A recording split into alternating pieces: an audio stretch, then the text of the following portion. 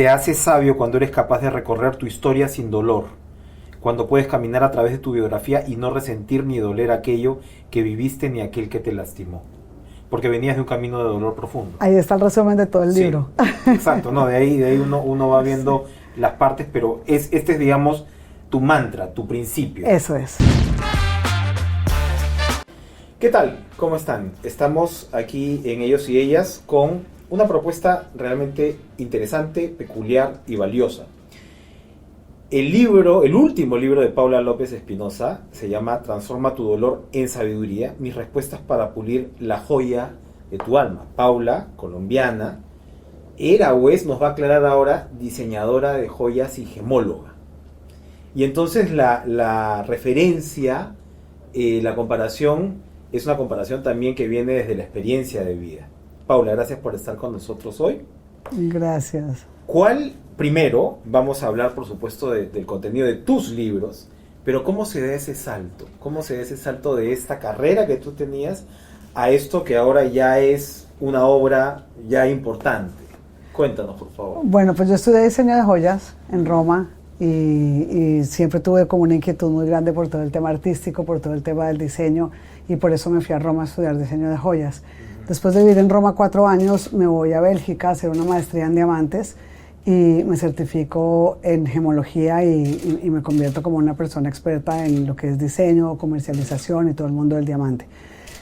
Era un mundo muy bonito, era un mundo que también, digamos, la espiritualidad se expresa a través del arte y del diseño, entonces yo ahí pude también como desplegar mucho todo ese amor que tengo por el arte, pero siempre había algo en mi vida que me faltaba y era como, ¿cómo más puedo yo abordar la dimensión espiritual? Porque siempre, toda mi vida, había tenido como ese llamado de conectarme con la espiritualidad, con el trascender del ser humano. Y sentías que era algo trunco, que no estaba desarrollado. Que no estaba desarrollado. Entonces yo me sentía un poco como diciendo, yo cómo estoy en este mundo del glamour, ¿no? Y del diseño y de las joyas y del diamante, si mi corazón se quiere ir como por otro lado. ¿Te parecía un poco contradictorio? Me parecía muy contradictorio. Que había una idea como, esto es medio frívolo y lo mío va por otro lado. Eso es totalmente, lo has descrito perfectamente. Así me empecé a sentir.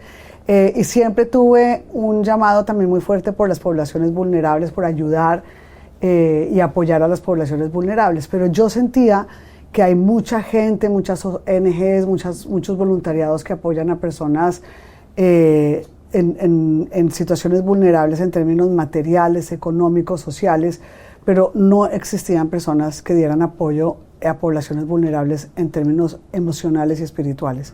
Sabes, personas que han pasado por situaciones muy difíciles de vida, veía que no tenían apoyo. Entonces yo misma estaba pasando por situaciones también muy difíciles en mi propia historia. Entonces, ¿tuviste problemas de salud? De salud, de género, de violencia de género, de muchas cosas que a lo largo de mi vida, pues ya te iré contando, y en todos los libros se encuentra algo de esto. En la medida que yo iba aprendiendo ese camino de resiliencia y ese camino a través del cual aprendí que realmente sabiduría es dolor curado y que no te haces sabio hasta que no te curas, fui aprendiendo que la resiliencia realmente y la poderosa fuerza espiritual que nos habita a todos los seres humanos nace de eso, ¿no? De aprender a hacer algo con ese dolor.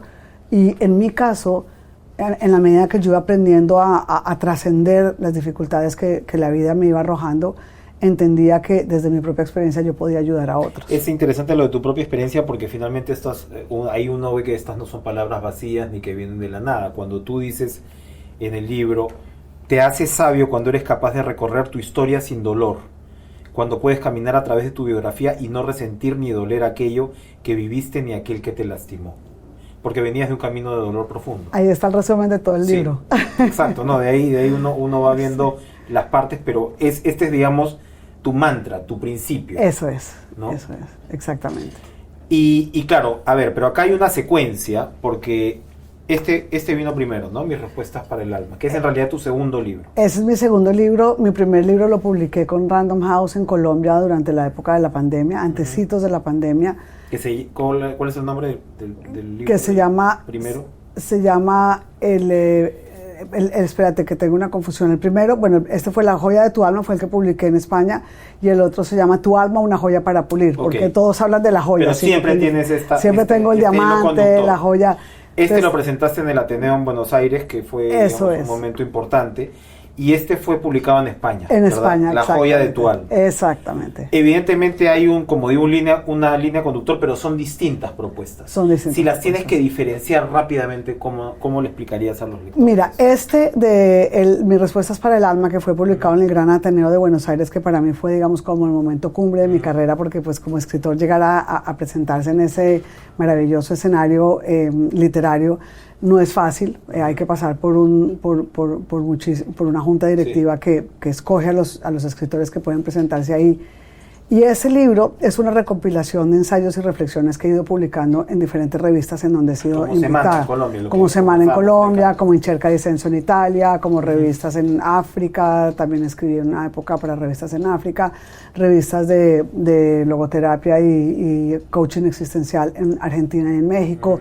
Entonces lo que hicimos fue una preselección de todos estos ensayos que hablan sobre la trascendencia del ser humano, sobre resiliencia, sobre espiritualidad, sobre desarrollo humano, y elegimos con mi editorial los mejores ensayos y los publicamos a través de Mis respuestas para el alma. Luego vino, digamos, este libro que para mí es uno de mis favoritos, que es La joya de tu alma, que lo publiqué en Madrid hace un año con Editorial Almuzara, en donde es ya un estudio, es un libro autobiográfico y habla de mi biografía y de todos aquellos baches de dolor que yo atravesé en mi historia, que finalmente poco a poco los pude ir superando, los pude ir pasando, pude ir como aprendiendo de cada una de esas situaciones de mi vida, y voy desarrollando paralelamente en los capítulos una metodología de transformación. Esa metodología... La joyera que excavó en sus entrañas y encontró su diamante. Qué persuasivo es. Exacto. Y ese habla de eso, ¿no? De que debemos excavar en nuestro interior, encontrar ese diamante, pero ¿qué ocurre cuando tú encuentras el diamante? Que el diamante está amorfo, no se ha pulido todavía, no tiene esa forma bonita, ¿no? Que tienen los diamantes cuando los tallas, y no brilla porque tiene carbones, y esos carbones son tus resentimientos, tus traumas, tus sentimientos de dolor, de tristeza, tus enfermedades, tus problemas. Eso es lo que obstruye que tu alma brille. Entonces es una analogía a lo largo de todo el libro, en donde en el guión yo voy hablando del alma como ese diamante que debemos aprender a pulir para que pueda brillar.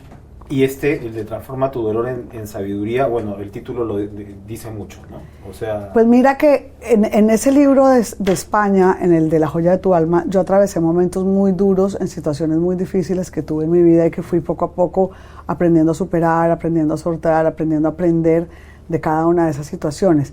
Entonces de Transforma tu dolor en sabiduría ya es, digamos, como esa respuesta en la que le digo al lector: debemos aprender a trasegar por ese camino del dolor, aprendiendo de cada una de esas situaciones para comprender que sabiduría es dolor curado. Y esto incluye, por supuesto, enfermedades, incluye, digamos, situaciones complicadas con violencia de repente, pérdida, ¿no? Pérdidas, duelos. ¿No? Y ahora que hablabas del COVID, que fue pues una cosa gigantesca en términos de pérdida, a veces uno piensa la sociedad no lo ha procesado del todo, ¿no? No lo ha procesado del todo. Hay mucho trauma, hay mucho dolor todavía represado post-COVID.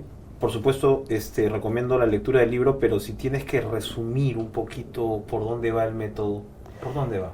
Pues el método va en hacer un viaje a nuestra historia, ¿no? A nuestra biografía, en recorrer todos aquellos momentos, o todos, como los llamo yo en el libro, choques emocionales que hemos tenido en nuestra historia. Entonces, si nosotros hablo del escáner del alma, y el escáner del alma es como precisamente cuando tú vas al médico y tú le dices al doctor: me duele la rodilla y no puedo caminar, el médico te dice: vamos a hacer un escáner de la rodilla para ver cuál es el diagnóstico y qué fue lo que pasó, porque así a ojo no lo puedes saber. Cuando nosotros, los médicos del alma, hacemos un escáner del alma, le preguntamos a la persona: ¿qué pasó en tu historia? ¿Qué pasó en tu vida? Porque muchas veces las personas no lo tienen muy consciente. Entonces nos vamos a ese viaje a la infancia, a la adolescencia y a la vida actual para comprender qué fue lo que le pasó a esa persona, esos choques emocionales que le marcaron la vida, que muchas veces se convierten en traumas, se convierten en fobias, se convierten en depresiones, en ansiedades. Entonces, cuando yo ya tengo ese diagnóstico de lo que a la persona le pasó, entonces ya empiezo a trabajar con esa persona, a decirle: no importa lo que te pasa, sino lo que haces con eso que te pasa, cómo conviertes ese dolor en sabiduría, cómo aprendes de ese duelo, cómo aprendes de ese abandono, de ese maltrato, de esa pérdida, de esa enfermedad, para comprender que eso que te pasó en tu historia es un camino hacia la sabiduría, es un camino hacia el encontrar tus recursos espirituales y esa fuerza que habita en tu interior para poderte convertir en tu mejor versión. Tu espiritualidad tiene un componente de fe también. Yo soy una persona católica en mi vida privada, personal, Ajá. pero no en mi literatura. En mi literatura mis libros no hablan de ninguna religión en específica, no tienen ninguna identidad específica porque quiero llegar a todo el mundo. Hay dos planos acá. Uno es el de... Tú eres coach de vida, Sí. ¿no? Es decir, trabajas con personas. Sí, sí, sí, ¿no? en consulta, claro. Exacto, como tal. Pero acá lo que tú ofreces es para un lector, Claro. digamos, que no necesariamente tenga el contacto profesional, por decirlo así, contigo. Exacto. Un método también, Exactamente. ¿no? Y eso, digamos, marca, digamos, pautas muy claras de cómo desarrollar. Eso es. ese Al método. final de cada capítulo yo implementé unas preguntas, unas reflexiones que hacemos desde el coaching, las personas que estamos entrenadas para esto, que son un poco como el método socrático, ¿no? Cuando Sócrates se enfrentaba y cuestionaba a sus conciudadanos y les hacía preguntas incómodas que les generaba una reflexión muy profunda, ¿no? Entonces yo te hago esas preguntas al final de cada capítulo para que tú un poco te confrontes contigo mismo y digas qué estoy haciendo con mi vida, ¿no? ¿Qué es lo que quiero hacer con mi vida y cuál es esa huella que quiero dejar en el mundo? Y cuando las personas se van contestando a sí mismas las preguntas que yo le hago al final de cada capítulo, empiezan a encontrar esa ruta de navegación para llegar al puerto en donde quieren llegar, porque muchas veces las personas no saben a dónde llegar porque están muy confundidas por el miedo. Ahora, tú estás narrando, digamos, lo que son, y lo vas describiendo en el libro, las experiencias de vida que todos podemos pasar, que son, digamos, la vida, pues, es la vida, ¿no? Es la vida y tiene todas estas cargas. Pero también te refieres al entorno en el que vivimos. Hablas de la decadencia, y uno se pregunta qué particularidades específicas encuentras en nuestra sociedad actual para que precisamente, para ponerlo en tus términos, no nos permita pulir nuestra joya. ¿En qué sociedad vivimos ahora? Muy buena pregunta. Mira, yo lo que siento y lo que veo todos los días es que la guerra de la que nosotros en este momento estamos todos tan temerosos, no tan asustados, tan vulnerados de todas estas guerras que estamos viendo afuera en el mundo, que nos tocan, porque además no estamos viendo guerras que están pasando allá lejos en otros países, sino que también eso se refleja en nuestros hogares, en nuestras relaciones. También hay muchísimo conflicto y lo veo todos los días en consulta, ¿no? Conflictos entre parejas, conflictos entre padres e hijos, entre hermanos, y ese es el reflejo de lo que está pasando en la sociedad. Y yo lo resumo muy sencillo, lo resumo en que la guerra hoy en día es una guerra entre dos protagonistas, el ego y el espíritu. Entonces, cuando las personas viven desde el ego, toman las decisiones desde el ego, el egoísmo, que también lo podemos llamar así, el primero yo, mis necesidades, y esto pasa en las naciones y pasa también en los núcleos de nuestras familias, es cuando el mundo se empieza a destruir, es cuando el mundo se empieza a caer en esta decadencia tan vertiginosa en la que estamos hoy en día todos como atrapados, como presos. Mi invitación es a vivir desde el espíritu, ¿no? Es decir, a título personal, cuando nosotros tomamos una decisión, cuando hablamos, cuando decidimos, cuando tenemos una relación, la pregunta que nos debemos hacer es, ¿esto lo está decidiendo mi ego o mi espíritu? Es decir, lo estoy decidiendo desde mi alma, estoy hablando desde mi alma, desde la generosidad, desde la empatía, desde el preocuparme por la otra persona, desde ahí, o lo estoy decidiendo desde mi egoísmo, desde primero lo que es bueno para mí, lo que me conviene más, desde mi resentimiento, desde mi dolor, desde mi trauma, desde dónde estoy viviendo mi vida.